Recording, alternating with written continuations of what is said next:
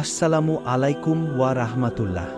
শ্রোতা ভাই ও বোনেরা, আশা করি আপনারা আল্লাহর অসীম রহমতে ভালো আছেন। হযরত আদম ও হাওয়া আলাইহিসসালাম এর জীবনী আমাদের এই চ্যানেলে পর্ব পর্ব করে পুরো জীবনের কাহিনীটি শোনার জন্য এই চ্যানেলের সঙ্গেই থাকুন। ভিডিওটা ভালো লাগলে লাইক দিয়ে চ্যানেলটা সাবস্ক্রাইব করে আপনার মতামত কমেন্টে জানিয়ে দেন। লাওহে মাহফুজ তৈরি আল্লাহর কুদরত ও সৃষ্টি রহস্য লিখতে কলমের প্রতি আদেশ। আরশ সৃষ্টি করে তার স্থাপন ও অবস্থিতির ব্যবস্থা করে আল্লাহ তায়াল আপন কুদরতে আরশের নিচে মারোয়ারিদ প্রস্তর তৈরি করলেন ও তা লাল ইয়াকুত মর্মর দ্বারা লেপটিয়ে দিলেন। এ অনেক বড় মারোয়ারিদ দ্বারা আল্লাহ লাওহে মাহফুজ সৃষ্টি করার পর তা আরশের নিচেই রেখে দিলেন। এ লাওহে মাহফুজের বা সুরক্ষিত তক্তের প্রস্থ 700 বছরের পথ, দৈর্ঘ্য তৎপেক্ষা অনেক বেশি এবং এ পুরো 300 বছরের রাস্তার সমান। এভাবে লাওহে মাহফুজ তৈরি করে আল্লাহ তায়ালা আবার কলমকে আদেশ করলেন, হে কলম, তুমি আমার অসীম কুদরত, অপূর্ব সৃষ্টি নৈপুণ্য, জ্ঞান, সামর্থ্য এবং কিয়ামত পর্যন্ত সৃষ্টি পৃথিবীতে যা কিছু পুঙ্খানুপুঙ্খরূপে লাওহে মাহফুজে লিখে রাখ। আল্লাহ তায়ালার আদেশানুযায়ী প্রথমে বিসমিল্লাহির রাহমানির রাহসিম লিখে এভাবে লিখতে লাগল, আমি সৃষ্টি পৃথিবীর স্রষ্টা আল্লাহ তায়ালা, আমি ছাড়া আর কেউ মাবুদ বা উপাস্য নেই।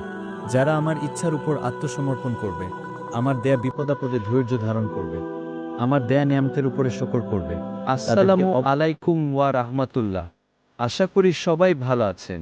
এখানে বিভিন্ন ধরনের কাজ করা হয়, যেমন এমএস এর বিভিন্ন ধরনের বারিন্দার রেলিং, সিডি রেলিং, এসএসএমএস এর গেট, টেবিল চেয়ার, এসএসএমএস এর ভিতরে বিভিন্ন ধরনের মেটালের কাজ করানো হয়।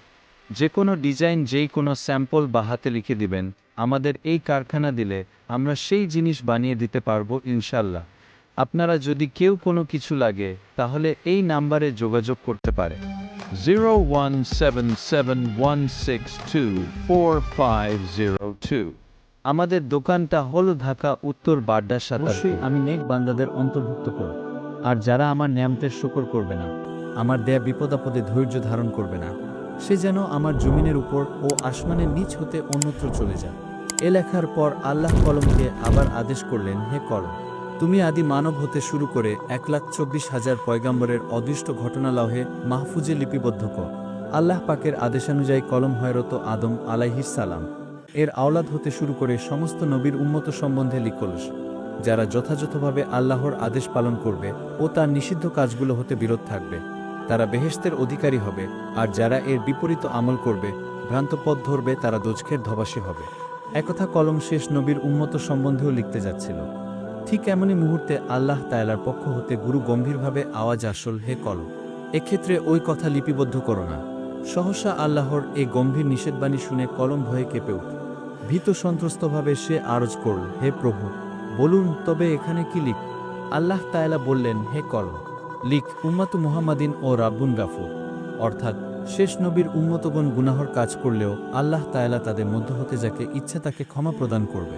প্রিয় পাঠক পাঠিকা, এখানে লক্ষণীয় বিষয় হল আল্লাহ তায়ালার প্রিয় আখেরি নবী হযরত মুহাম্মদ সাল্লাল্লাহু আলাইহি ওয়াসাল্লাম এর প্রতি ও তার দুর্বল উম্মতের প্রতি আল্লাহর খাস রহমত, করুণা এবং দয়ার আধিক।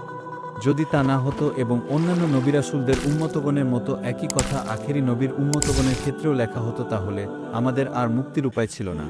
কিন্তু আমাদের প্রতি আল্লাহর অসীম করুণা বলেই কলমে লেখা এখানে বন্ধ হয়ে গেল এবং তাকে অন্য কথা লিখতে হলো, এবং আল্লাহ তায়ালা তার আখেরি নবীকে উম্মতের সাফায়াতকারী তথা গুনাহ মাফের জন্য সুপারিশকারী রূপে অধিকার দান করলেন।